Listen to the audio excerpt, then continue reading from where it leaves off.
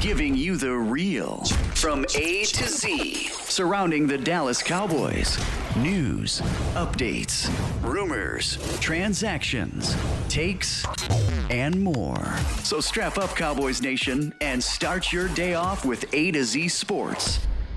Live with Will Steele. 3, 2, 1. Here we go.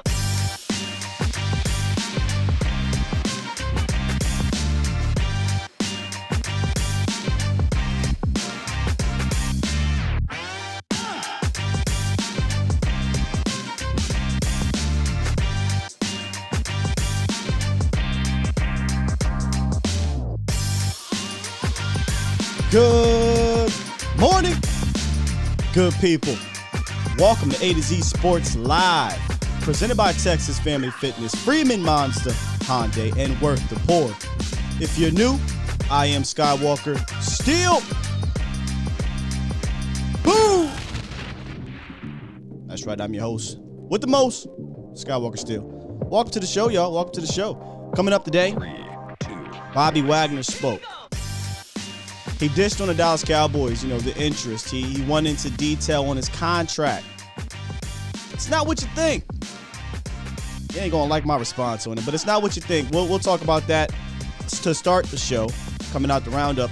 But the draft is 3 weeks away, and the Cowboys still have some work to do, right? It could be free agency, but it could be the trade market. And I feel like they're in that trade market. Earlier we talked about Devontae Parker. They had interest. Well, I got another wide receiver for you that's been in the news over the last month since free agency. And I have another potential player the Cowboys could bring in via the trade market that won't cost you a lot, and it keeps flexibility going into the draft. That is the number one thing the Dallas Cowboys like to do, is to remain flexible. At this moment, they are not. But we can fix that. We can fix that today, Cowboys Nation. I got two options, and I want you guys to let me know how you feel about those options. You can do so in the chat, or you can do so by calling in. 351-999-3787 is the call-in line. 351-999-3787, the pulse of the nation. Got to get the pulse right. Got to check y'all pulse and see how y'all feel about everything, man. Good morning. It is Thursday, April 7th, 2022. We're on episode, I don't even know at this point, man. We are rolling. We are working. We are rolling. It's been a little over a year since A to Z contacted me, and it's just flown by. It's flown by. It's unbelievable, man. Unbelievable. Shout out to you guys in the chat, the notification squad over on Facebook and YouTube. Let's start on YouTube. TC915, Stephen White, Donald Russell, Mr. Woods in the building, Ian K, The Truth MDP, Derek Fisher, Charlene, Adrian Padilla, what's up? Who? Mac Jones, Charles Howard, Dwayne Wright, James Simmons, Sin City Cowboy, Damian R. Dro, The Gooner, Jesse Fall, C. Burleson, Alpha Mason. Who else over here on Facebook? Peter Rizzo, CJ Richards, what's up, brother? John Garcia, Chuck P, and Miss Lisa Bray. Miss Lisa said, how can I get in touch with Dak Prescott? Good luck is what I say to you. Good luck. Good luck. All right, y'all. Look, I ain't going to hold y'all too long today. I feel like every time I say that, though. Every time I say that, we end up going 2 damn hours over here. What's up, Wayne? What's up, Frankie? Twan Okafor in the building. But I promise you, I won't hold you guys too long today. I promise you I won't. So let's just get right into the roundup, and then we'll come out of that and get into the content. Look at them, it's about that time. It's time! It's time! It's time!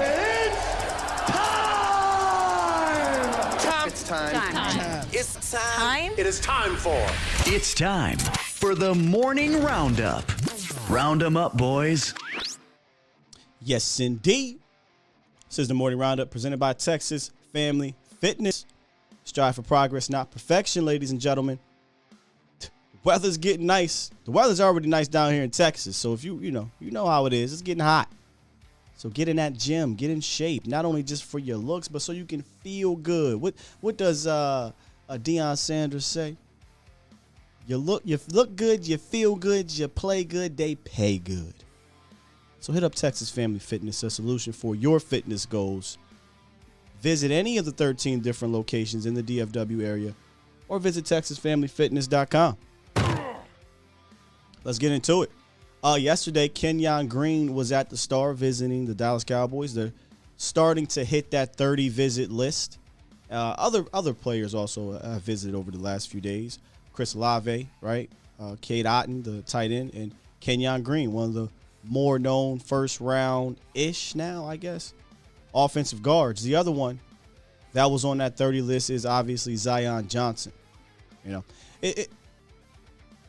the mock drafts I've been seeing have Green and Zion anywhere from the late teens to now I'm hearing in the second round. So that's where we're at with those two guys. But I believe they are the odds-on favorite at the guard position.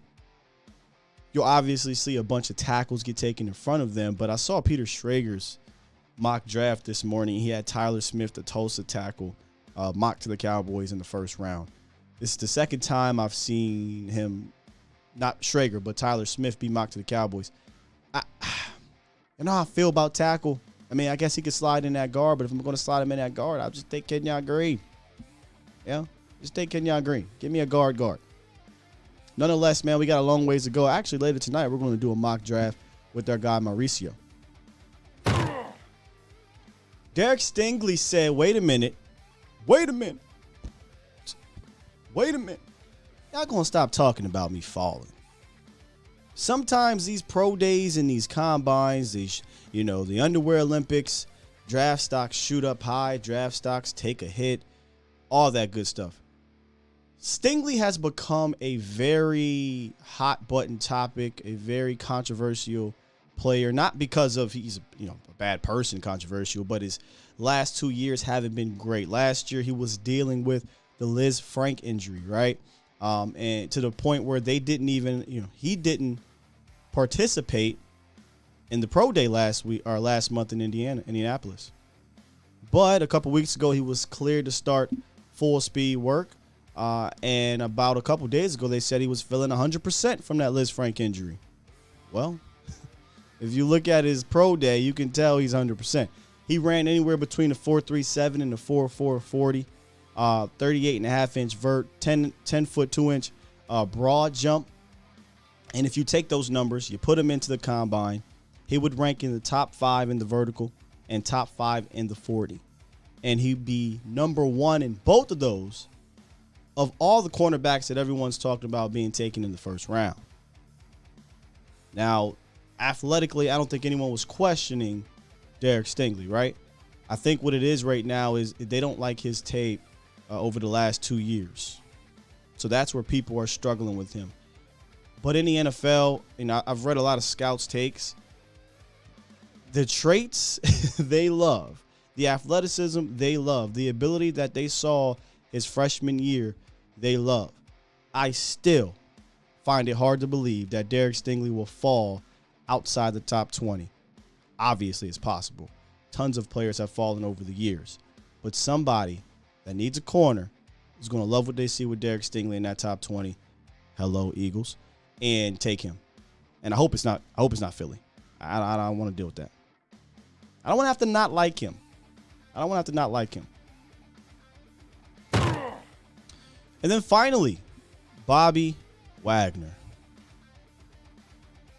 So he sat down with CNBC, I don't know if it's a couple days ago, yesterday, whenever, and talked about his decision to go with the Rams. But he also talked about the interest with the Dallas Cowboys, and this is what he said. That was a real thing. We had conversations. I love Dan Quinn and have a lot of respect for him. But between their needs and what they were willing to spend, I repeat, and what they were willing to spend, we couldn't agree. But there was mutual interest. Between the Rams and Cowboys, those are teams that have been around for a long time and have a lot of history. Being able to be a part of any of those franchises boosts your notoriety. Thought that was interesting. And I landed on one. I emphasize what they were willing to spend because that was the big deal, right? You saw the contract, and the contract read 5 years, $50 million, up to $65 million, and you're like, whoa, no way I'm doing that, right? No, that's too much. A lot of people said that, right? If you look at those big numbers, you might think it's too much for Bobby Wagner. Me personally, $10 million a year, I'll take it with Bobby. But if I'm trying to win a Super Bowl and get that caliber of player in my team, in my locker room, in my roster, but it's never the big numbers. And this was the thing I kept saying. Let's wait till the details come out. We knew it was about a 2 or 3 year real deal. And here are some of the numbers. Here's some of the details of the numbers. By our guy, I believe it's Jason over on Spotrac. I think he's the creator of Spotrac, actually. 5 years, $50 million, $10 million guaranteed at signing, but it's a practical 3-year, $28.5 million deal. With the cap hit in 2022 being $2.5 million. That ain't okay? Even the $12 million in the next 4 years isn't a lot of money for a guy like Bobby Wagner. Now, at his age, that's where it'll start to factor in once you get around to 2024. But here's the thing. You can get out of his contract after 2 years with a minimal cap hit. If you get the best you can get out of Bobby in 2022, 2023, maybe you win another Super Bowl. Maybe you get to one. Maybe you get to NFC Championship. You feel happy with what Bobby Wagner did, but you're ready to move on. You don't want to take a $12 million cap hit in 2024. You can make this 5 years, $50 million contract look like 2 years, $17.5 million. They can cut him after 2023, save $11 million, and only have to deal with a $3 million cap hit. Ladies and gentlemen, that's how you work the cap to your advantage. That's how you do it. Not cat boy, what you gonna do? That's how you do it. And I promise you, I'll pull back. I won't get all on Stephen Jones. We've done that enough in the offseason. But when I see teams do this, it just frustrates me. I would have definitely took Bobby Wagner on this, Cowboys Nation. Come on. 2 years, $17.5 million? Are you kidding me? I'll calm down. I hit the phone lines before I get my blood pressure up. Hey, we got my man Twan on the horn. What's up, Twan? What else, guy? It's been a minute. It has, brother. How you doing? Man, all right. With this Cowboys off season, so many missed opportunities. But hey, man, I like how we Turn you launched up. the draft. Say that again. You were a little bit low, brother.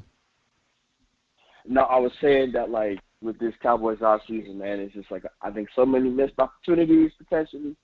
But we're good in the draft, so we are good in the draft. That's where the tide, I think, will turn for Cowboys Nation for some positivity is the draft. I feel like they'll hit as they normally do there. Uh-huh. I even recently watched. I seen you went to WrestleMania. I think this past weekend. And I actually watched the show, and I kind of got to say it was really funny at times, especially that Jackass segment. I was like, that was wild, man. I thought that probably should have been on a pre-show. They don't do that anymore. But it could have been on the pre-show of WrestleMania. But it was funny as hell. The best part of that whole entire thing was seeing Wee Man body slam Sami Zayn. Oh yeah, I saw that. That was the crowd went crazy. Yeah. I was like, oh. Yeah. But back to this Cowboy stuff, man. As far as Wagner, I mean, we could have gotten him. I'm kind of glad to know it was interest, but I just kind of knew how we operate. I know we weren't going to really pay, especially after I seen the $50 million thing. So I'm like, yeah, but I just broke down. I just broke down the details. It ain't $50 million. Number one, number two, I'm with you. I didn't think it was going to happen either, but when you see the way the contract is structured, it could have easily have happened. True. I just hope we get Quan Alexander at this point. I'd rather just go with him and then get our third linebacker of the future in the draft. Well, stick around. I got an option for you later on in the show. It's not a free agent option. It'll be a trade option. And let me know how you feel about it. Stick around. For sure. How do you feel about Jelani Woods? I really think if he's in the fourth or fifth, I think we should get him. I love his traits a lot. I am enamored. That's basically a taller O.J. Howard. That's just how I look at it, really. Isn't he 6'7", I believe? I wouldn't go as far as say O.J. because O.J. I think was one faster and quicker. But I look at him as a Martellus Bennett, man. He's Marty B reincarnated. Martellus Bennett. Mm-hmm. I heard he was good. I don't know how old you are, but we had Marty B back in 2012. We drafted him, something like that. Somebody helped me out with the actual year. Maybe it might have been 10. Or it might have been earlier than that. Shoot, it might have been earlier than that. But, yeah, he was a good blocker and then turned into a really fantastic pass catcher. Mm-hmm. And for Dallas, his first year, he had 4 touchdowns playing that number 2 role, and then he went on to other teams and became a Pro Bowler, a Super Bowl champion. Really good career. I think, to me, Jelani Woods is my favorite tight end in this draft. He may not be tight end 1, but I don't think there's a far and away tight end 1 in this draft like it was last year. I have a feeling we might actually get him. Something just tells me because looking at the Cowboys system with tight ends, we usually tend to get them around the later rounds. And I think that's where Dallas kind of really – and, again, I really trust Will McClay and his vision and his sense for talent. And I think there's a really high chance we get him. But I want to propose to you something. Well, one more thing on Jelani. It depends how high you want to go because I went into the combine thinking, this might be like a 5th, 6th round guy just because 1 year production. But he went off at his combine, went off at his pro day. A lot of people love this guy. I bumped him into the 3rd, at least the 4th. You might have to jump to get him, unfortunately, man. Mm-hmm. I saw Twisted King's tweet talking about the Cowboys always are tired of getting jumped, so we're just going to hide our draft plans this year. We just going to do what now? I said I saw Foot's tweet the other day. He was saying the Cowboys always tend to get jumped. So like Oh, they okay. were like hiding their draft plans this year. They always they're transparent with that, even if they transparent. I don't believe that they hide their stuff. I mean, the 30 visits, they tell you, right? We brought in 4 tight ends, and one of them was Jelani Woods. But what's your last point? Oh, my last point was, how do you feel? Is there a possibility we could probably trade to get maybe 2 later first round picks? I don't know. I think it might be a long shot because everyone really values that first round pick, but do you think we could trade something to where, like, we could get maybe 2 later round picks, let's say, like, the 29th or the 30th pick, and then maybe we won't have no second round pick, at least a top, I don't know. Maybe we should do that. Are you saying trade down? In a sense, yeah. Like, if we could probably get, like, maybe 2 first round picks, like 2 later. Oh, you mean come back into the first round? Yeah. Like, probably trade maybe a future for, maybe like our second this year, maybe, and then maybe jump back into like the top 30. I'm just going off the way the Cowboys have operated. It would be a shock to me. I don't recall the last time that they traded back into the first round, which essentially means you're giving up your second and you're probably giving up a future first. So I can't see that happening. I see them trading back back from the first round, or trading up in the second round more than I see them coming back into the first, because that's going to cost you a lot in regards to future picks. And Dallas loves picks, and we talked about how they don't really go into free agency to build or to add a guy long term, so they need those picks. Dallas, they hoard these picks as if they're the end all be all, so I can't see it happening. Mm-hmm. All right. Well, I'm gonna let you go, Sky. As always, keep doing what you're doing, man. Proud to see it. Let us see it. Let us see the growth, man. And I'm always continue to watch you, man. Salute. Thank you, brother. Appreciate you as always, Twan. Yeah, listen, man. I'm enamored with Jelani Woods. Favorite tight end. I think he has potential to be tight end 1, and I got my eye. Keep one eye open like CB. Yes, you see me stretch. I got my eye on this tight end situation. I think it's very fascinating. We got a long way to go. We got April, May, June, and July to get Dalton Schultz under contract. But he ain't. So bringing in 4 of those tight ends. Somebody, I saw a comment yesterday. Well, Sky, do you think they're going the Patriots 2 tight end route? Maybe. That's to be determined after the draft. We'll see, because if they grab a wide receiver in the first 2 rounds, I highly doubt that, because you're not going to go 60%, 70%, 12, and now your first round or second round wide receiver is not getting tick. So the Cowboys have historically been under Kellen Moore. Historically, when their stable of receivers are out there, have been 11 personnel team over, I think, 66% of the time. I think they're a top 10 team in 11 personnel. But when Gallup went down, they were like 55% 12 personnel. So, and it was productive, right? When Blake Jarwin was healthy, it was productive. When he went down, they didn't really operate well in the 12 personnel. So they could be, but I think that's to be determined. We'll see what happens after. We'll see if they extend Schultz. Put it this way.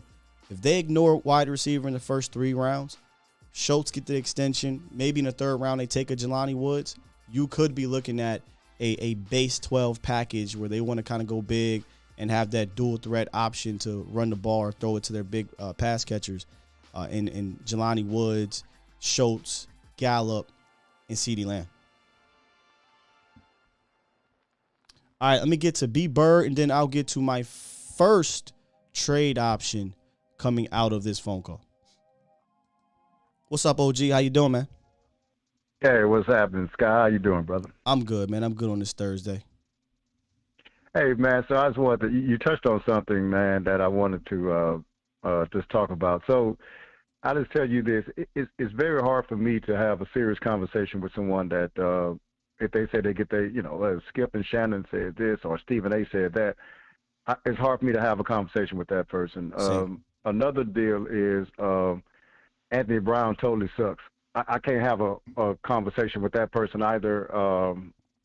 Still, he sucks. I can't have, because it's really just based on something that's not actually knowledgeable. So but my one that I hit upon, and I want all the fans to understand this.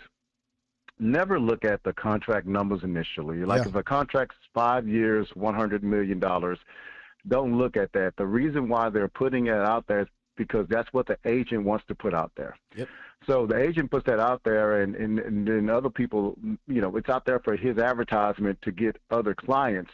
But the real numbers are so far from that it doesn't even equate to what you're looking at. But a lot of fans be like, man, Amari Cooper, 5 years, $100 million.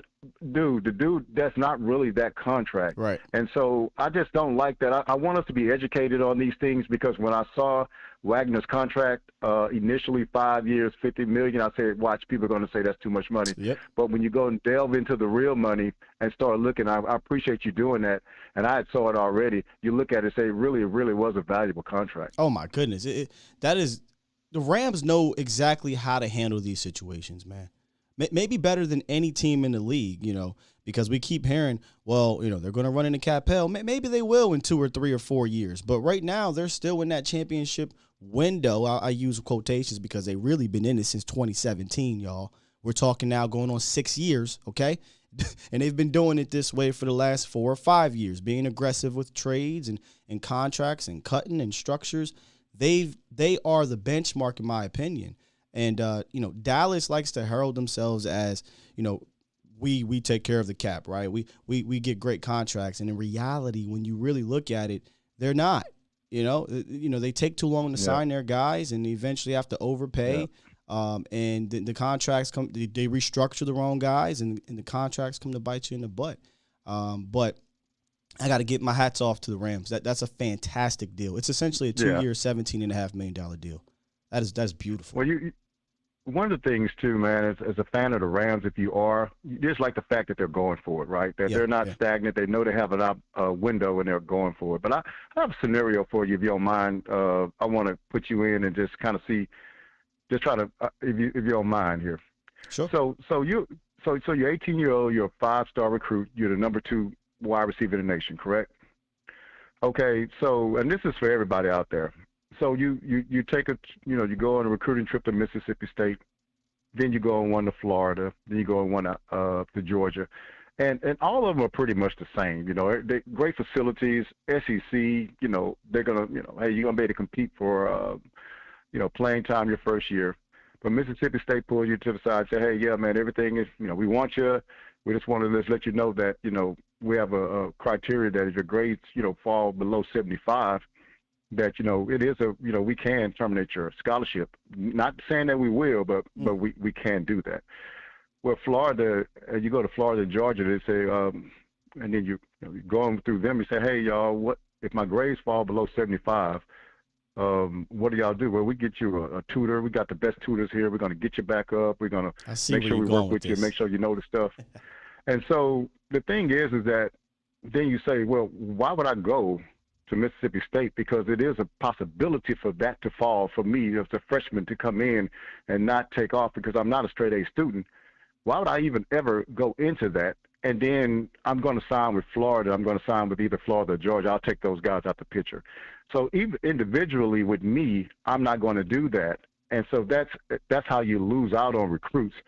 Well, if you keep doing that, then you'll have a whole section of 5-star guys that you're not going to get because this is not going to take a chance on that. I think you see where I'm going with that. I do. What I'm trying to say is I don't understand why we're not making the noise of why do the Cowboys put things in their contract that's going to make them miss out on free agents that have leverage to go anywhere else.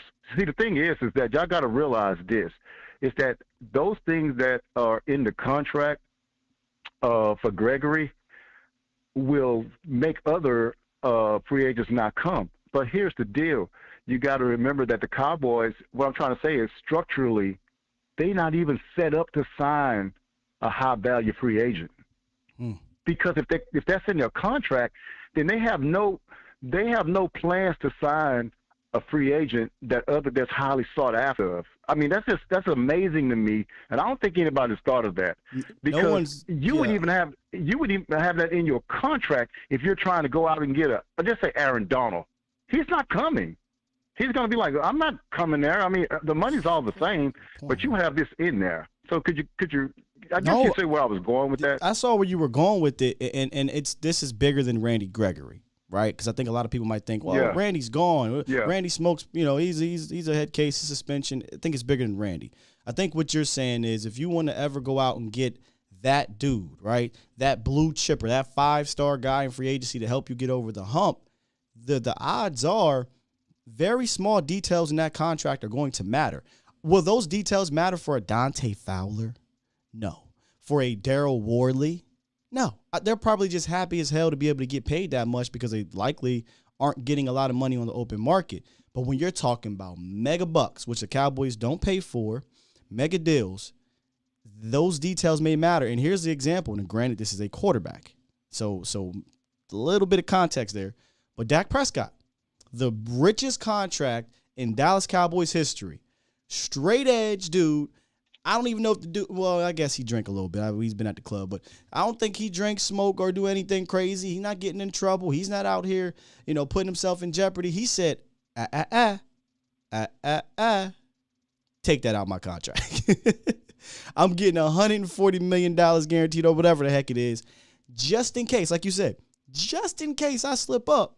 I'm not losing on that. Even though I'm a straight edge guy, I'm not losing out on that because of a clause that is not normal in the rest of the NFL.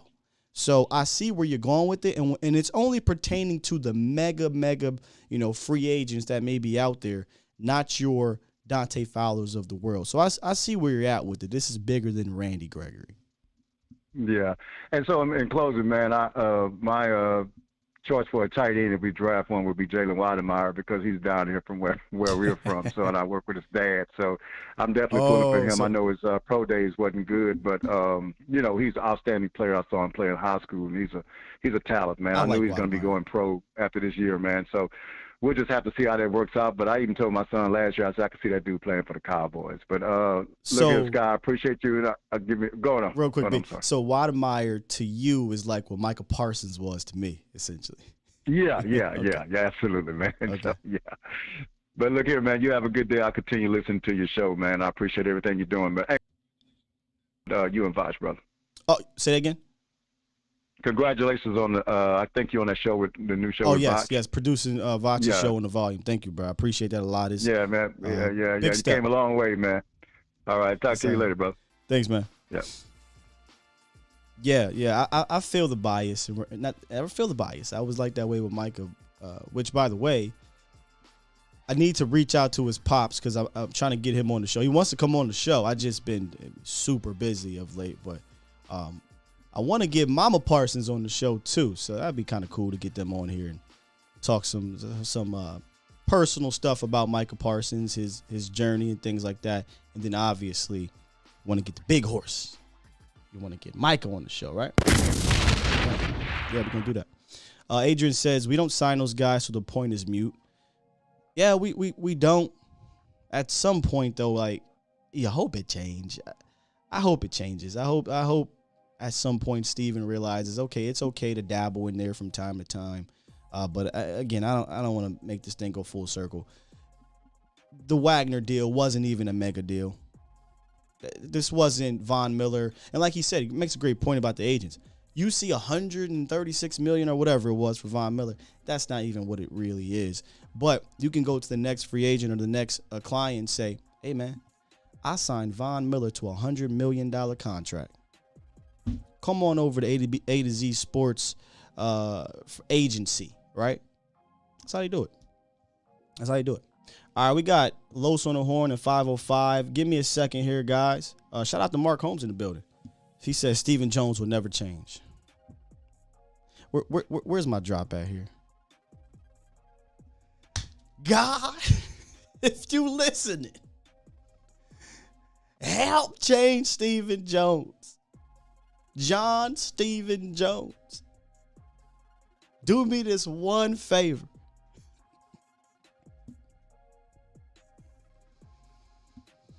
All right, let's talk about the ride of the week this week, which is the Freeman Hyundai ride of the week. 2022 Hyundai Ioniq Hybrid comes in at an amazing affordable price under $27,000. The 2022 Hyundai Ioniq offers terrific fuel economy, lots of standard features, safety features, a user-friendly infotainment system, and a low starting price. But I think the biggest feature here, it's not even really a feature, but the most incredible thing about it is the gas mileage. 60 highway, 50 city, and they have those 2 front LCD monitors.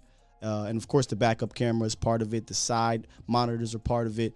Just really good safety features that I would recommend anyone is getting their child or their teenager a car. I'm all about the safety features, all about it, especially down here in Dallas. Y'all can't drive down here. No disrespect, but y'all can't drive. But yeah, that is this week's ride of the week. The Freeman Hyundai 2022 Ioniq Hybrid. You're listening to A to Z Sports. Do it live! At some point, hoping to broadcast In front of the millions. of Cowboys fans to bring you the real.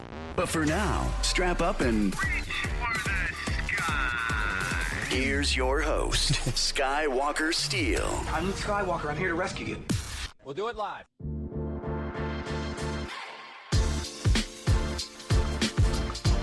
Heavy words there, Mark. Heavy words, man. I appreciate that, dog. There are a handful of pioneers in this YouTube Cowboys community, and Mark Holmes is definitely one of them. Definitely one of them. I'm just blessed to be able to have been a part of all of them.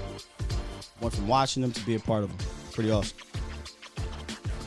Derek Fisher says, we the best drivers in Fort Worth. I ain't been to Fort Worth. I've been there, but I ain't been driving around Fort Worth. But in Dallas,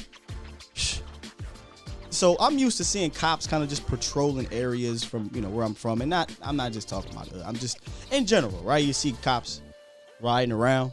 I don't see no cops riding around neighborhoods or any of that. You know where they at? They on these highways dealing with these fender benders and these accidents. It's ridiculous down there. It's ridiculous, man. In fact, I ain't gonna lie to you. Back home, I'm used to my roads. I text and drive sometimes. Something I got to work on. Actually, I don't have to work on it. I quit texting and driving down here in Dallas because if you take your eyes off the road for 2 seconds down here, it's a wrap. So Dallas, y'all, I can thank you for helping me out in that aspect. Appreciate you. Shout out to everybody that's joining us today. This is A to Z Sports Live. I am Skywalker Steele. Follow me on Twitter at Skywalker Steele. Follow A to Z everywhere. On Instagram, IG, Twitter, Facebook, and here. Make sure y'all subscribe. Hit this like button if you're enjoying the show. We're about to head into the first part of our 2 trade options. And we got a couple on the phone. Promise y'all, hold tight. Hold tight. I'm going to get to you. Mark Holmes said Harrisburg cops don't play. Man, they busy down there. I keep tabs on my city. It's not fun what's going on down there right now. Kind of sad. So they mad busy down there. But they be patrolling. They be patrolling, I'll tell you that. All right, let's get to my first option for a trade. On Monday, I think it was, we talked about how the Cowboys were interested in Devontae Parker, wide receiver. This isn't a rumor. This is one to Adam Schefter, right? They made a call to Devontae Parker, and then we talked about some of the bigger names out there. The A.J. Brown was being talked about. No. DK Metcalf. No. Who else? Who was the other one, y'all? Brandon Cooks. I would love a Brandon Cooks. Somebody said here, Brandon Cooks for a second-round pick. Dallas is not doing that. Price tag, have to pay him, all that good stuff. I'm not sure if somebody brought this name up on Monday, but his name has been floating around the Twitter sphere, the rumor mill, and it sounded like the Jaguars had Laviska Shenault on the trade block. Well, why? Because they signed Zay Jones to a good amount of money, and they signed Christian Kirk to something like $80-something million. Listen, Christian, I like you, but come on, man. So Laviska Shenault is definitely an option. Who the hell is Laviska Shenault? Some people may not know. Some people may know from the 2020 draft class. He's a second-round pick. A lot of people like to compare him to like a poor man's Deebo Samuels. Here's why Shenault, I think, is on the trading block. He's on his 3rd regime. with his third different head coach. So they're not tied to this man, right? It's not like you have a crazy cap hit if they were to move him. And the regime that he's currently under as we speak decided to sign 2 guys to jump him. So I think since he's on the trade block, Dallas should go ahead and give him a call. But what about his style, Sky? How does he fit? What can he do? What makes him a good receiver here? I think his play style fits with the current stable of wide receivers. We talked about this a few weeks ago. If you look at how they're building a receiver room, CeeDee Lamb, Washington, Michael Gallup, it's a physicality to those players. Shenault fits that. He's 6'2", 220 pounds, really tough to bring down. He's a yak guy, physical guy, and in his 2 years in the league, he's shown some versatility. He can play inside. He can play outside. In his rookie year, he played almost 70% of his snaps outside. And he had a productive year. 58 receptions, about 600 yards, 5 touchdowns. Pretty good for Jacksonville, who doesn't, his rookie year didn't really have a Q. Last year, though, he played more in the slot. 58% of the time, he was in the slot. And when it comes to players like that, I don't like to box them. Let those guys move around. Give him some carries, right? Use his physical gifts. He's got a dog mentality to him. And I think he would fit right in with a James Washington, with a CeeDee Lamb, a Michael Gallup. And speaking of Gallup, if Michael Gallup is out, the first month of the season, I think he could slide right into his role. Right into his role. And then when Gallup returns, I think you have some cool chess pieces, some fun chess pieces between Shenault and James Washington. And maybe you give Shenault an extensive look because he's the one with the contract beyond 1 year. So how much is it going to cost, Sky? Well, he has a $2 million cap hit. That's nothing. All right? And he has 2 years remaining on his deal. And I don't think you're going to have to give up a day 2 pick. I don't. I think you can get him for a 4th rounder, maybe even one of those 5th. Hey, package a couple of those 5ths if you want. But I can see Laviska Shenault fitting in with the Dallas Cowboys if they were to make that trade. How do y'all feel about that? How do y'all feel about that? Let me get to the horn and get to 505. He was up next. 505, I don't have you saved here. What's your name, man? How you doing? This is short, D-O. This is short, D-O-double-G, bro. It ain't D-A-W-G. It's Short Dog, the OG. What's up, Short Dog. I am honored to have you calling into the show, good brother. You had a Hall of Fame call yesterday on Vacha's show. Salute to you, man. What you got for us? Hey, bro, look on Shenault, just on quick talk, he's a Cordero Patterson type guy. You know, he's got yak. Laviska Shenault, he's a Texas boy. He's out from Texas. He played in Colorado. The guy's legit, bro. I mean, you can give him sweeps. You can get him on the outside. He's got a lot in his bag. That's a pick I wouldn't mind. And see, my heartburn is this.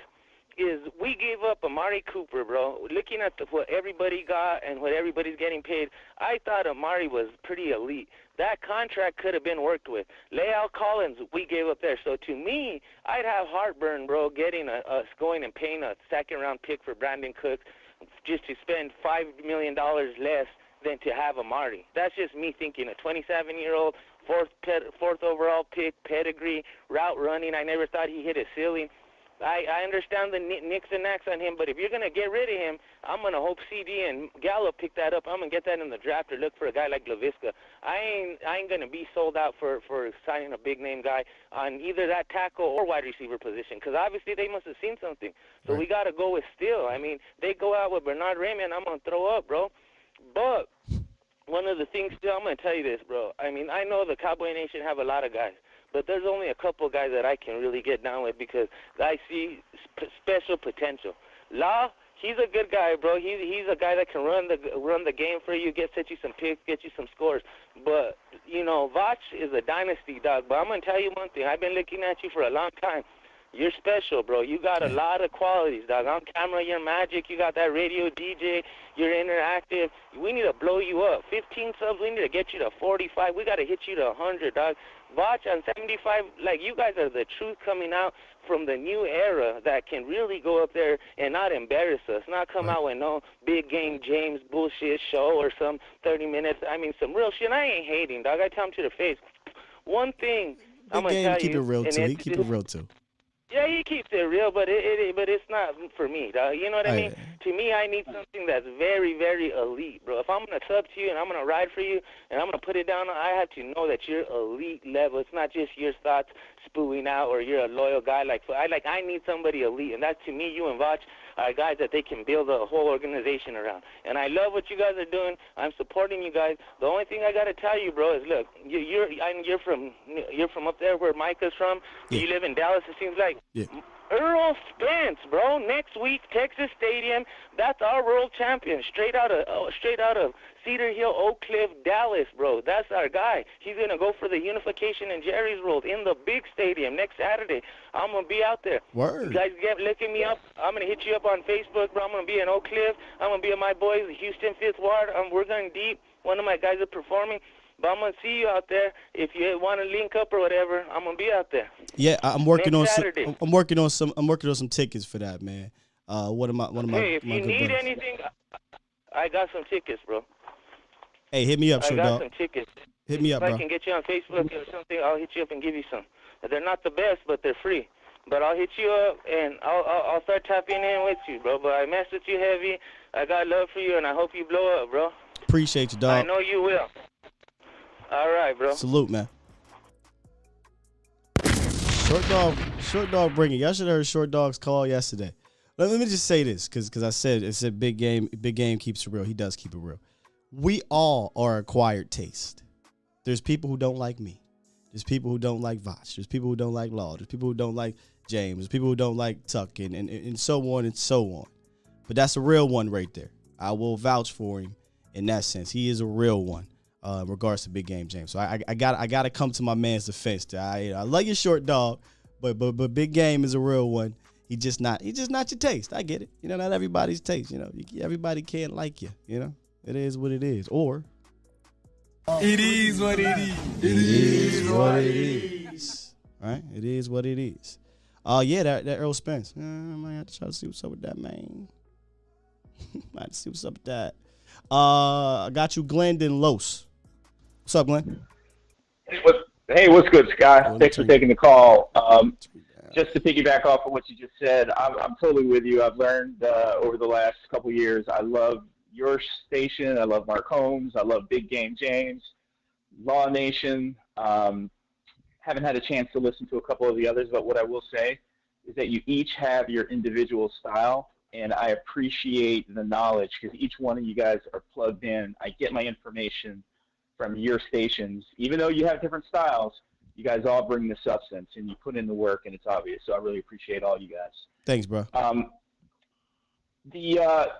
Before I get to my thoughts on the whole draft approach, I have a quick question, and I want to get your take on this. It's a hypothetical question because we really don't know what would have happened.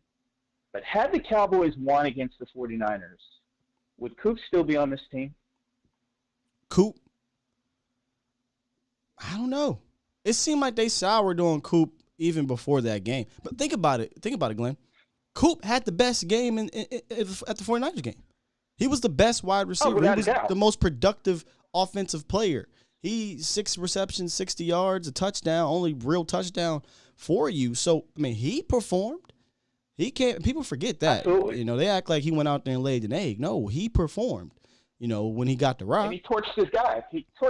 Right. Absolutely torched. And it was easy. It was easy when he torched him. So I guess the reason why I asked that question, and I don't know the answer to that either, but I think they sort of used him as kind of a. If you want my answer to it, if they would have won, and let's say the Cowboys lost the next round or whatever, the only way I think that Coop might have stayed around is if the Cowboys won the Super Bowl or got to it. Wow. Yeah, I feel like they were just out on Amari Cooper. They didn't like the money. They didn't like the person, and they wanted to go cheaper.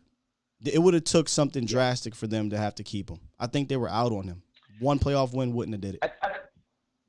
I think you're right. It would have, at the very least, there would have been a big standoff regarding contract. And when you stand off against the Cowboys, they usually make bad decisions either way when it comes to contractual issues. But that's already been said. So I essentially agree with your point. But that brings me to the whole approach with the draft. And this is what's frustrating. And I think an earlier caller touched on this. You guys were talking about the Rams and just sort of comparing the organizations. The Cowboys, they're misjudging their window. Typically in the NFL, your window opens before you think, and it also closes before you think. And my frustration with the way we're approaching the draft, compared really even with the last couple of years, we're approaching this draft for needs, and I think that is a big mistake.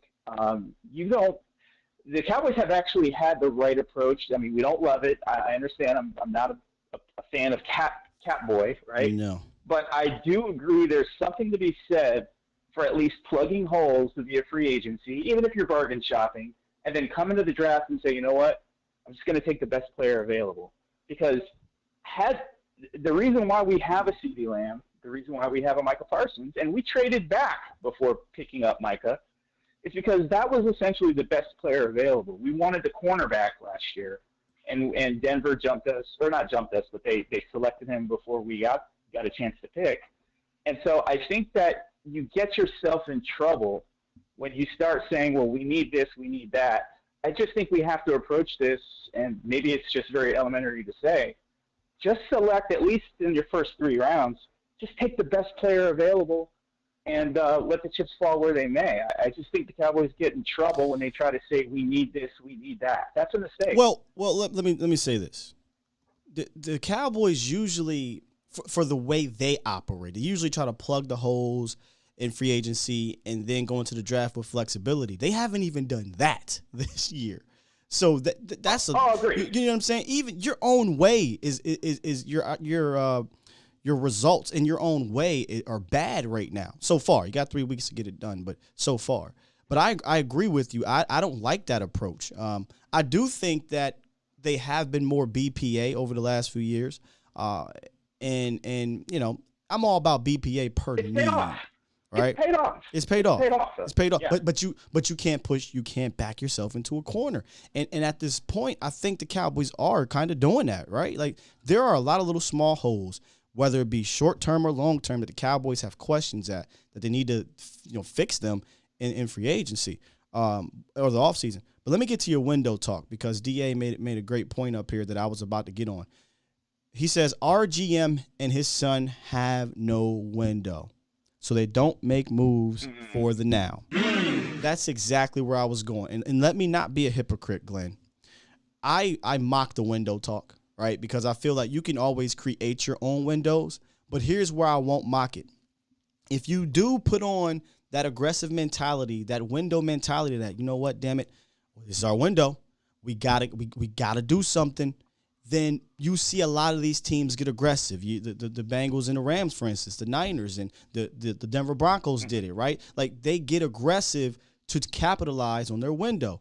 It was a great quote. I wish I would have brought it up here from Les Snead. He talked about that exact window and taking advantage of it. I might mock it, but I do wish Dallas acted as if they had a window that was about to close or a window that they needed to take advantage of. They don't. So therefore, think about it. Do you ever hear them talk about a window? I mean, maybe they have, but I don't recall them saying, hey, man, we got to take advantage of this window, because they know they would be going against what they really do. It would be contradicting to their actions. You're not taking advantage of the window because you talk about 2023, 2024, 2025, as opposed to trying to win a championship now. So I'll play devil's advocate to myself. If they operated with a window mentality, maybe we would have had more success in the postseason, or more success over the last couple decades. They don't operate in that manner, Glenn. Yeah, and I think you hit the nail on the head, and I think that's where I was going with my initial thoughts with the hypothetical regarding Cooper, because had they thought like the Rams, and not to say that they're the only ones who think like this, but I think they're the best present example. Right. I mean, you got to remember, they're the ones who let go of Todd Gurley. They let go of Jared Goff. And so this is like a different iteration of the Rams. A whole bunch of. Absolutely. But they did what they had to do. My point is that had they had a window mentality per se, even if you want to be Catboy, you've got cheap Micah, you've got cheap CD, you've got cheap Tavon, you got cheap Gallimore and Odigizua. The window is here. Just restructure Coop, and then you plug the holes in this offseason, and you don't play around with Randy Gregory's language. If you really were that steadfast on that language being in there, you would have never let him hit free agency, and then the language wouldn't have been an issue because you would have been the only one who was negotiating with Randy Gregory. That's what you get when you wait. Glenn, if you really wanted to go in, right, you would have said, all right, Randy, peace. I'm going to go get Chandler Jones. Okay, I'm going to go get Chandler Jones, right? You know what I'm saying? I'm going to go get me a hump guy, and then I can fill the rest of my roster out or whatever. But that's not how they operate. Their belief is to get better within, fill holes in free agency with 1 year cheap deals, maybe 2 year cheap deals. We're not signing a guy to be here long term in free agency. We're going to draft those guys. And as of right now, it just hasn't worked. It hasn't had immense success. You get 3 playoff victories in 20 years or whatever it's been. And really 3 playoff victories in the last 15 years is kind of how they've been operating. They don't have that mentality at this point. Yeah. All right. Well, with that, I will let you go. I'll listen to you off air, and I'll just, because I haven't really been that plugged into the draft, I'm not really sure about any one of these guys, but I get nervous when I start thinking about what we need, and I'm like, I've seen this movie before, and it usually doesn't end well when we start getting there. I don't blame you, brother. Yeah. All right. I'll keep listening. Take it easy. Thanks, Glenn. It's even more concerning this year because they just haven't attacked free agency even like they did last year. You know what I mean? And that's not over yet. They signed Malik Hooker way late. They signed Malik Hooker in July. I think they signed Keanu Neal around this time too. So still time. But when you're talking about the window, and he was talking about cheap contracts, Dak Prescott was playing on peanuts. He was playing on peanuts. And I showed y'all the free agents we brought in then.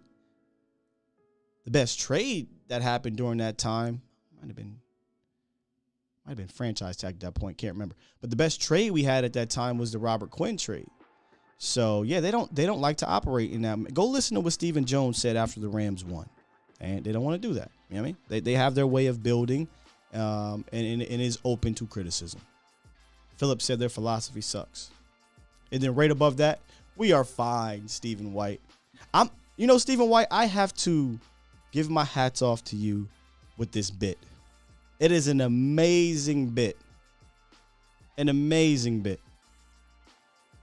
To remain okay with what the Dallas Cowboys have been doing for the last 3 decades. It's phenomenal. I don't know how you can do it, man. Like, I don't know. I would love to watch a game with you. You probably more like Jesse. To me and Jesse, total opposites. I watch the game. I am in every play. I'm just involved emotionally with that play, highs and lows. I'm a fan. Y'all see me here try to keep a level head as best I can, but I am a fan. Don't forget that. Jesse chilling. Jesse don't say too much, don't do too much. All right, cool. First down, touchdown. All right. That's Stephen White. Stephen White's Jesse Holley when it comes to this Dallas Cowboys organization. All right, cut everybody. Cool. We're going to be fine, man. Ain't been to back-to-back playoffs in over a decade. Cool. Hey, we cool, man. Ain't won back-to-back divisions since the 90s. Oh, we tripping about. Hey, man. Only signed 2 free agents outside. Hey, calm down, everybody. We going to win the Super Bowl. I don't know how you do it. I think the problem is, guys, I might be looking more past what we do in the regular season, what we do within this division. I still think this is going to be a double-digit team. Looking at our schedule, looking at the division, it ain't good. I'm looking at the postseason. Can the Cowboys beat the best of the best in the postseason? And that's kind of where I'm at. And it's not fair because I'm jumping the gun. Hell, we might not even get to the damn postseason. But I've kind of reached a boiling point where, the pissed off fan in me is like, what Nick Eatman said. Go look at Nick Eatman's. There's a clip going around. It was on the show. Damn it, just one time can you guys go for the gusto? You just came off a 12-win season and you didn't get better. I want me some glory hole. Safe word. Safe word. Hey, Los. What's up with you, bro? Yo, what up, man? What up? Good morning. Good morning. Hope you're having a blessed morning, man. Having a great morning, man. Chat. Yeah, I got you. My bad. I was taking a sip. I'm having a good morning chatting with y'all, man, as I always do. What you got for us? Nothing, man. Hey, we do need Short Dog to give that front office speech about stepping up to be elite. Hey, dog. Jeez, bro. Hey, look. Hold it down. Bro. Let's stick Short Dog on him. Send Short Dog down to the star. We might get some free agents up in here. We might get some trades up in here. There might be a difference maker there. Send Short Dog right into that office. For real, like, man, Jerry, I need you to step it up, bro. I'm like, hell yeah, bro. You tell him. Man, because, man, we do need some fucking, like, we do need some, like, just, I would say in Spanish, some cajones, you know? Some, you know, no Baby Nut Jones in here, right? But let's say that for another day. Sorry about that. But Jelani Woods is what we wanted Rico Gathers to be. Is a big tight end that can catch and, most importantly, be football ready and not no project. He can use his frame to get on top of cornerbacks, use him between the field. Hard to tackle. He is like 6'7". He's big, 6'6". Man. Yeah, he's all of 6'7". He's big. Yeah, has that yak ability and has potential to work to be a starter role in the roster. And add that peanut butter, the NFL peanut butter, like Voch said, his blocking can improve over time. However, he was a blocker at Oklahoma State, so he might come in as one of the better blockers. Exactly. But the only thing is, you know, most rookies struggle with the strength of the defensive. Yeah, good point. I would just like add that peanut butter and add that strength to him, and his blocking will improve. However, I think his stock is rising because of that reason. So I wouldn't be surprised if a team reaches for him like in the late second or early third or third round. But I guarantee you, Sky, he ain't falling past the fourth round.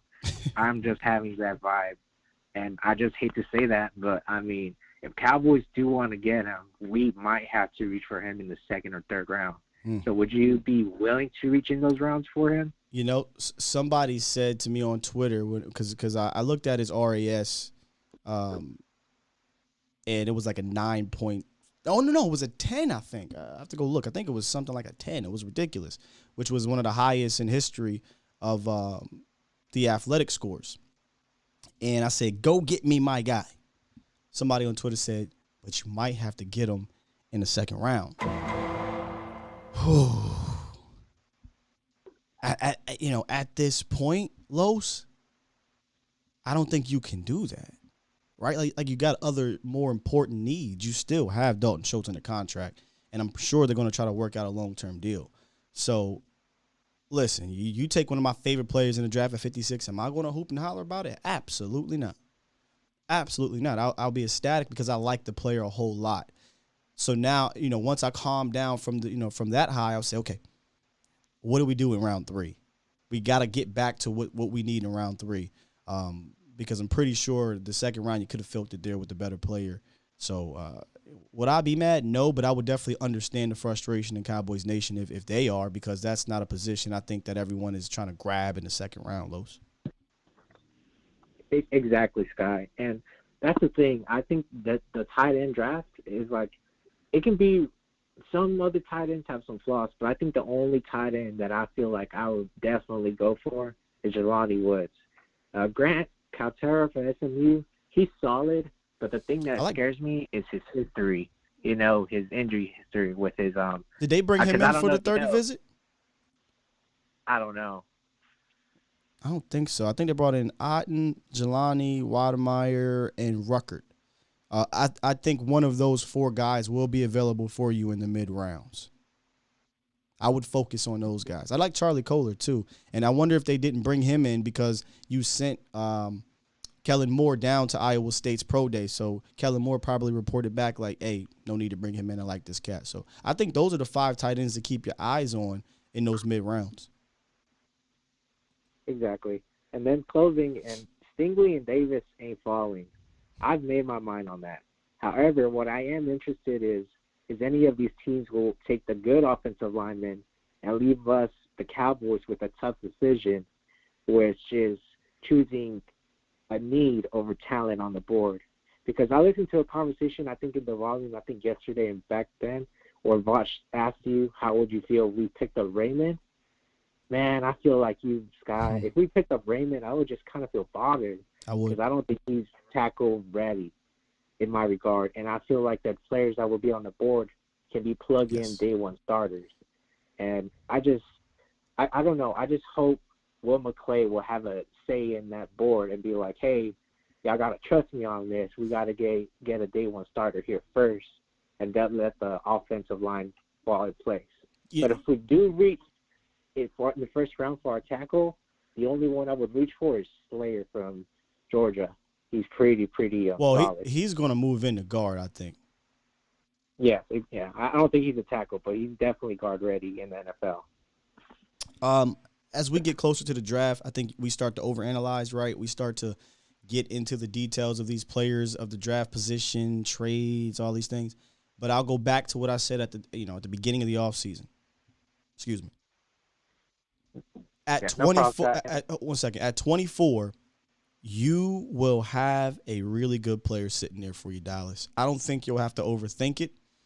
They can make it easier for themselves by adding more players in free agency so you're not backed against the wall. But I still think at 24, you'll have a player that can come in here and produce for you right now as opposed to sitting on a bench or in case of an injury to Tyron Smith in regards to a tackle. Yes, exactly, Scott. And I'll leave you with that, man. You have a great morning. And let me tell you this to the chat. Make sure you leave a like and subscribe for the Young Film Jedi, Skywalker Steel. Every morning, he sets this up for us, Cowboy Nation. DC for life. Peace out. My guy. You know, Los does all the voiceovers. I appreciate that, Los. I do. I really do. Stephen White says 0 falls lately. Lloyd, are you talking about? Oh, you fall, man. I think you're going to have a good guy. You'll have a good guy there. Period. All right, I got Reek on the horn. I'm gonna get to you in a second, Reek, but I want to get to my second. I say last as if there's more than 2. My second trade option that the Cowboys could make. They could make both of these if you wanted to and still be cool, but one or the other I think would be great. But before I do that, guys, let me talk about Worth the Poor. I say this all the time in the offseason. These Cowboys kind of drive you nuts, make you want to take a pour, right? One thing we can all agree on is watching the Cowboys can be stressful. Even just following the Cowboys can be stressful. Take the edge off of game day. Stop by Worth the Poor Spirits and Wine in the Colony of Texas. They are a family-owned and operated luxury liquor store with affordable prices, with a wide variety of spirit, wine, and beer samples available, making your drink of choice decision easier than ever. For that game day party that won't end, they even offer liquor deliveries to all of North Texas. Listen, if you're not in the North Texas area, or if you are in the North Texas area, download the Worth the Poor app on your phones, Google Play, Apple Store. Easy. Type in Worth the Poor, download it, and then you put in the code A to Z Sports and you get 5% off any order, $20 or more. If you guys do that, let me know via Twitter. Let me know here. That way I can shout you out. We may do another pop-up at Worth the Poor. We did a pop-up there a few weeks back. Really nice place, really nice facility. When it says luxury, it is luxury in there. So you may see me there again. But download Worth the Poor app or visit worththepoor.com. Type in that A to Z Sports for your discount code. All right, let's get into my second option, trade option here. So the Cowboys, we were told by Bobby Wagner that they were interested. This was after LVE. This is after Luke Gifford. There is interest at the linebacker position. there's obviously interest in the drafted linebacker position. They brought in 3 guys. 2 of them are day 1 or day 2 guys, and Devin Lloyd, day 1, Quay Walker, depending where you got them, day 2 type guys. And then the cat from, I believe, Oklahoma State. I can't remember. I think it was Oklahoma State. So there is interest in bringing in another linebacker. So if it's not going to be via free agency, let's look at the trade department, right? Let's see if we can find a guy that fits here, won't cost a lot on the cap, won't cost a lot to get. And it's a name that if you have been following me for the last month or 2, that you've seen pop up. Michael Walker out of Atlanta. And Michael Walker plays for a franchise that looks like they are rebuilding. So when you see teams give away quarterbacks or look like they're rebuilding, I'm on the horn. Let me go look at some of your talented guys I might be able to get for the low, right? Seattle comes to mind. That's why you hear DK Metcalf's name pop up. Atlanta comes to mind. A little nugget about Walker. Dan Quinn drafted him. He was drafted in 2020, right before, Dan Quinn got fired, but he obviously saw something in Walker, and he obviously fit that Dan Quinn criteria we talk about. He's a long linebacker, 6'3", 230, fast, and he can cover, right? Rangy. He fits all those traits that Dan Quinn loves. Last year, he had a pick 6. I think it was against Carolina. They said he reached 21 miles per hour when he was running, which is the fastest time by a linebacker with the ball in the last 5 years.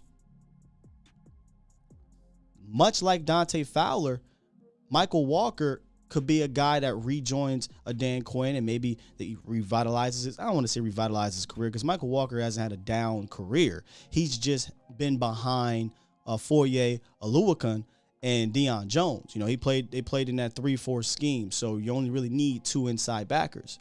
And he played behind him. So he didn't get a ton of snaps over the last 2 years. Wasn't a ton of snaps, only 581 snaps. But like I said, with Atlanta looking like they're in rebuild mode, I think you can pick up that phone and see if you can maybe get a Michael Walker for a day 3 pick. And again, if you look at the track record here, minus Jabril Cox and Duke Riley, Deion Jones, Devondre Campbell, Foye Oluokun, Micah Parsons might be cheating, but hey, Micah had a fantastic debut season because Dan Quinn put him in position to. And Michael Walker has great tape in Atlanta. Really good tape in Atlanta. In fact, if you're looking for a guy that can help cover while Micah rushes the passer, he's one of your guys. He had a 90 grade in cover 1. Guess who plays the most cover 1 in the league? The Dallas Cowboys. So much like Laviska Shenault, Michael Walker will also allow you to be flexible in the draft. If you don't like the options at 24 at linebacker, if you don't like the options at 56 at linebacker, you can say, okay, I feel good about the guy I got, especially getting him under Dan Quinn. Maybe we'll get it in the third. Maybe you just don't get one, period. Because like Laviska Shenault, he's under contract for 2 more years. He's still under his rookie deal. Meaning, as a 4th rounder, he's going to cost you less than $2 million. It's about $1 million on the book. So, for a team that is in rebuild mode, probably want to lose games. We know we've heard owners don't mind losing games to get better picks for the next year. I'd pick up that phone. I'd say Jacksonville. I'd say, Atlanta. What I got 50, 11, 5th round picks. I got a couple 4th. I think 2 4th round picks, yeah. I got a couple 4th round picks. Let's have a conversation.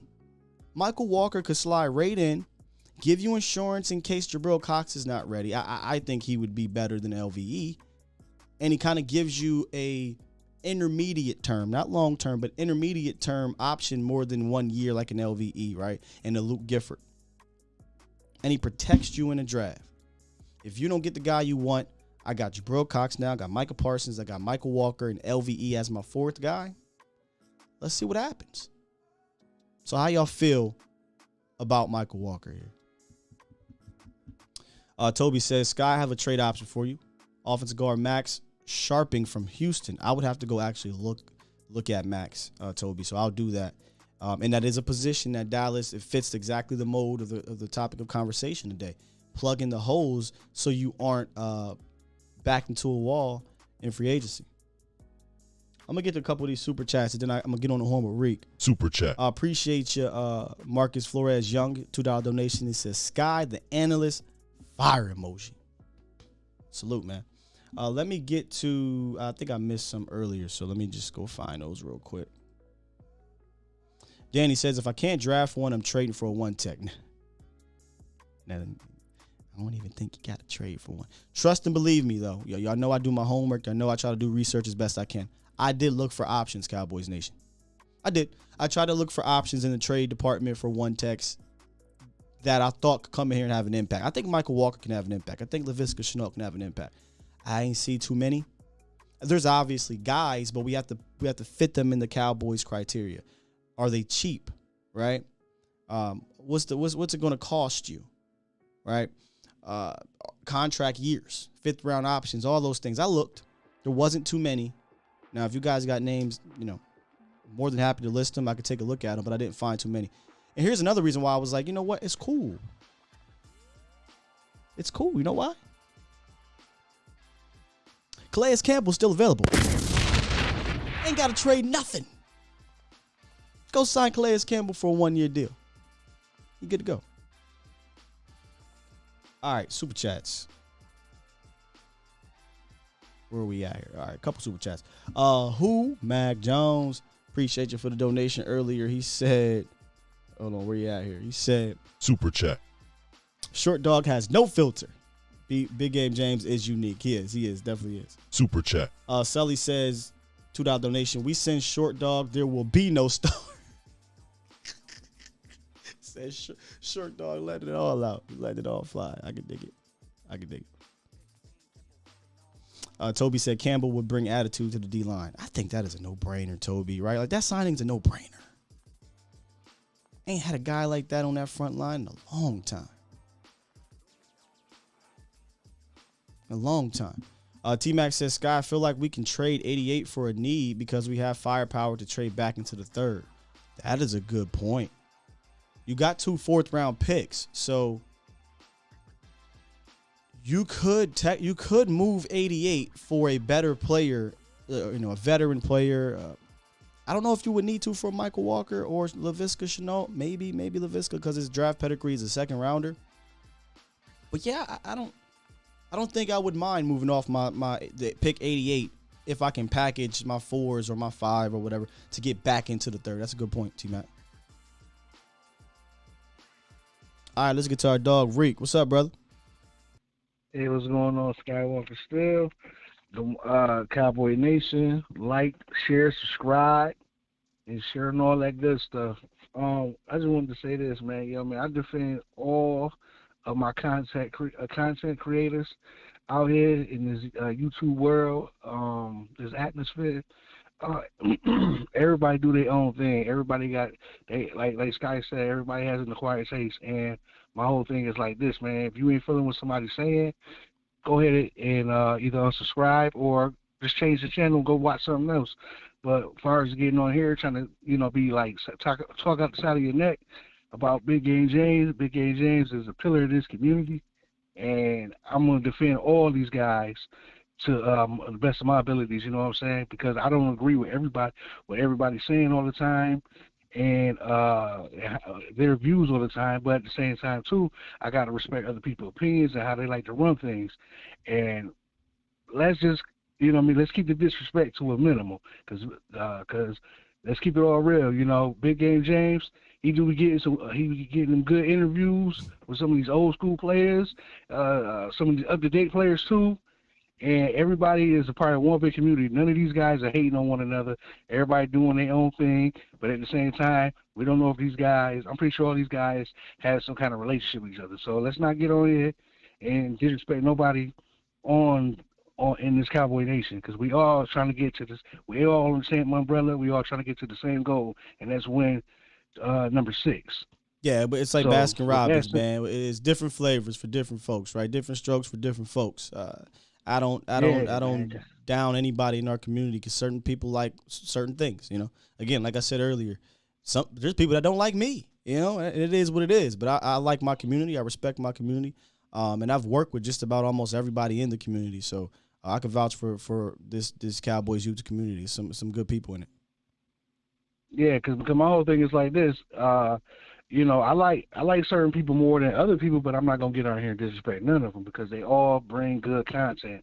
And I don't have to agree with all the content they bring in, but I got to say everybody does a damn good job on here, and they be bringing it. Everybody from the top down. So I don't think Short Dog meant no harm, but he just spoke from his heart. You know what I'm saying? I don't think he said anything off the wall. Yeah. He just spoke how he felt about certain. He didn't say this is a bad. He even came out and said he keep it real. I just don't fool with him. Hey, that's cool. We didn't even know that though. But yeah, let's move forward. We don't want no. We ain't trying to have a Royal Rumble here amongst us. Let's move forward, man. Let's just move forward on that. I said what I said. Yeah. But man. My thing is, I really believe that the Cowboys probably gonna have to do some willing and dealing. And my biggest thing is with Steven is that if we gonna focus on the draft and make these draft picks work for the best of, to the best of our abilities, like for the best for this team, I got you. But he's still gonna need some free agents. And my whole thing is too, I want Steven to take a little bit from what the Rams did this year. They had players that fell off at the end of the year, close to the end of the year, people that went down with injuries, but they still made a push to put more talent on a team toward the end of the year to make that push and to get over that hump.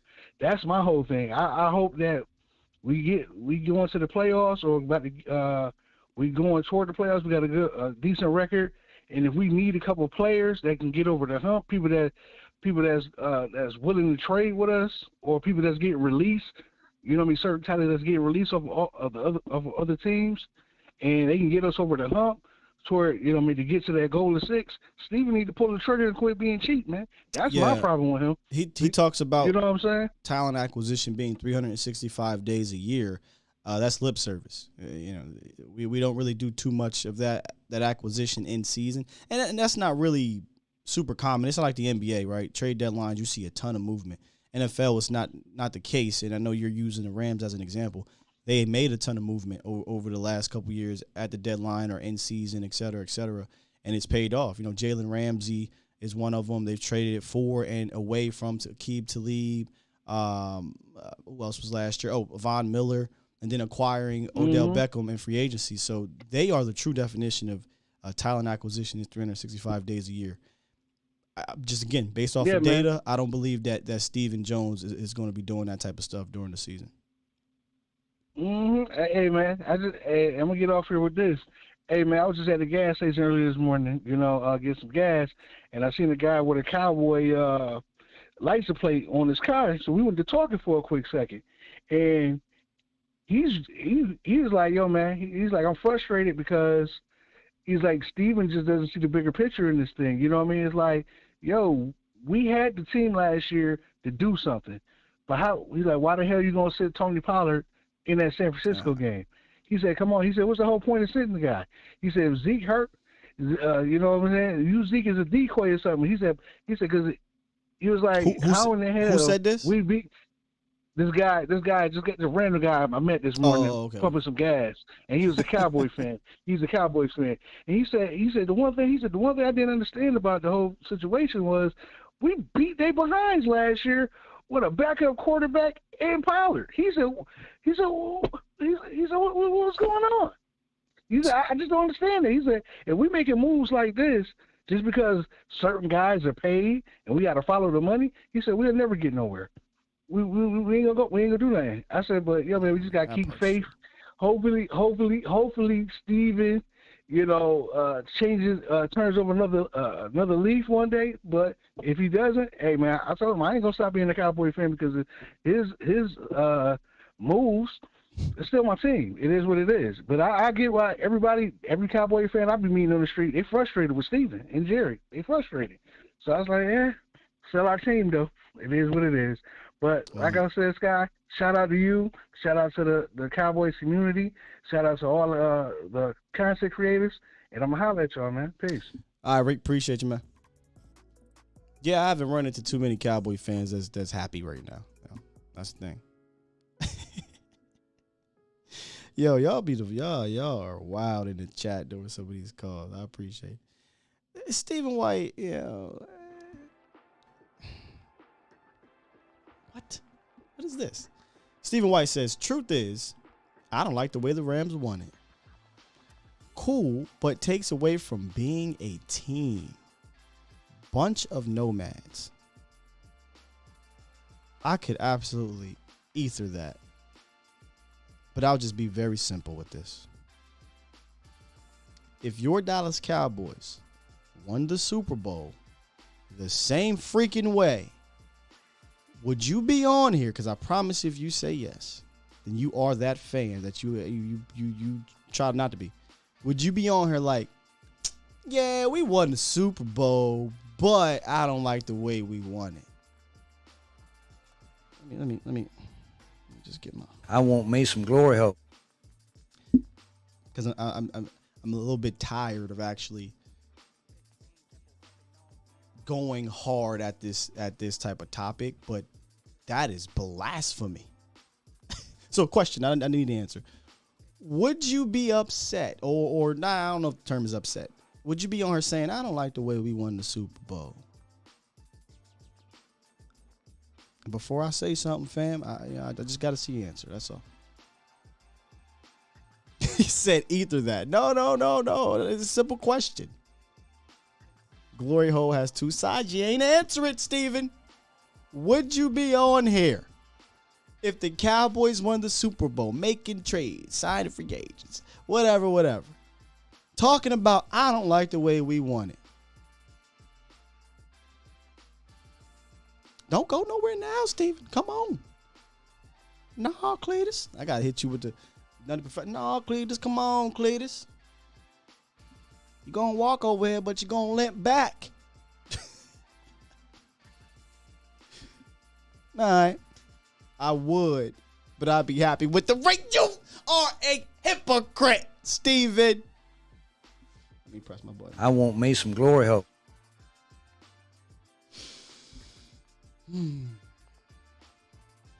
I think you did that just to get me riled up. See, there's a sector of fans that say, man, you know what? No matter if the Cowboys won the Super Bowl, people would complain. I always thought that would be a lie. But that right there just shows me it might be a truth to it. Maybe you just saying that now because we haven't won in a long time. And you're just trying to, you're just being Stephen White. But I promise you, brother, if we won the Super Bowl, you'd be on here going crazy. You don't give a damn. That's why I tell people all the time. People criticize the Patriots. They Bella cheat. Tom Brady only got his rings because this, and this. I don't care. Because if the roles were reversed and Dallas won 6 rings in 20 years, oh, y'all would hate me.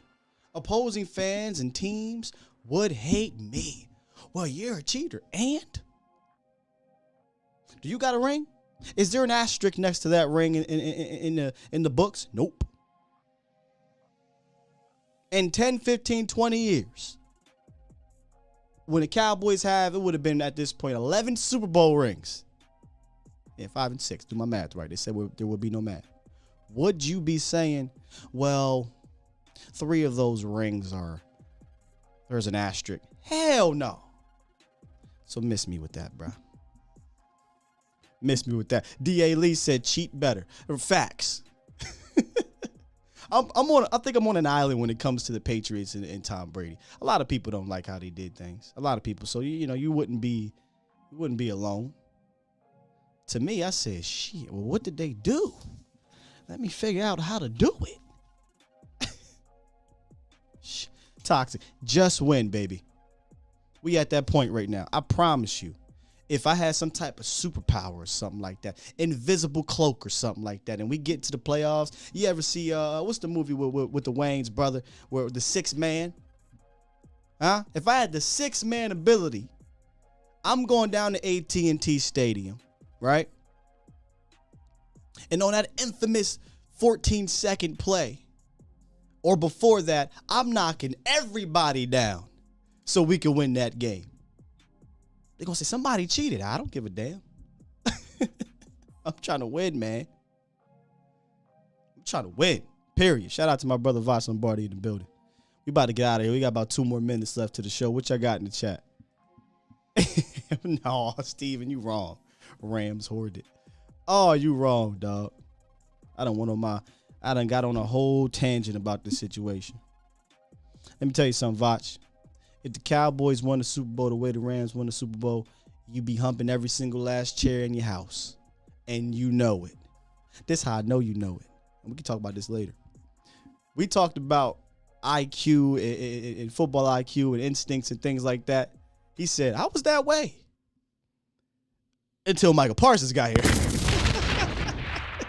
He said that, all that went out the window. Get me that kind of guy. So, to have the ability to change and adapt is what makes a good fan, in my opinion. It's what makes a good organization. We gonna be wrong. Hell, most of the time I want to be wrong. I want to be wrong. All right, Cowboys Nation. Great show, man. Great show. Good calls. Shout out to everybody that joined. Shout out to everybody that, subscribed if you're new.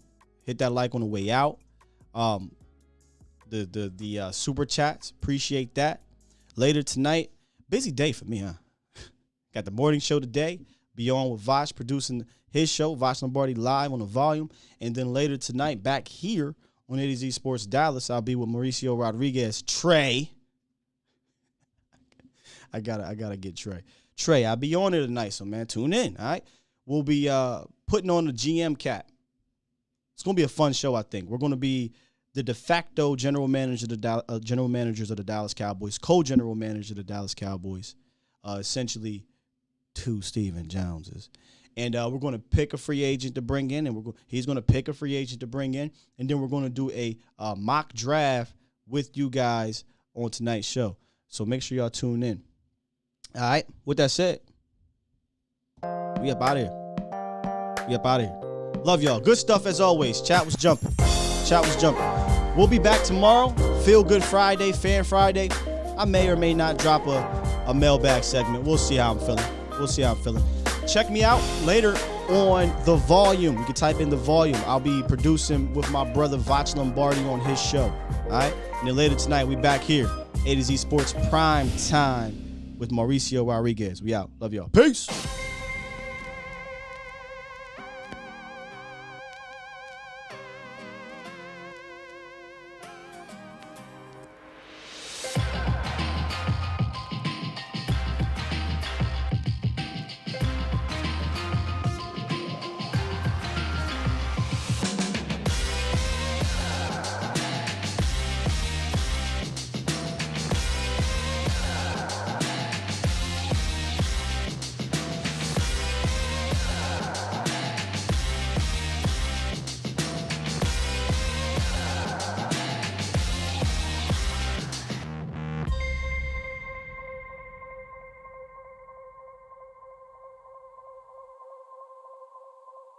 Get your damn act together.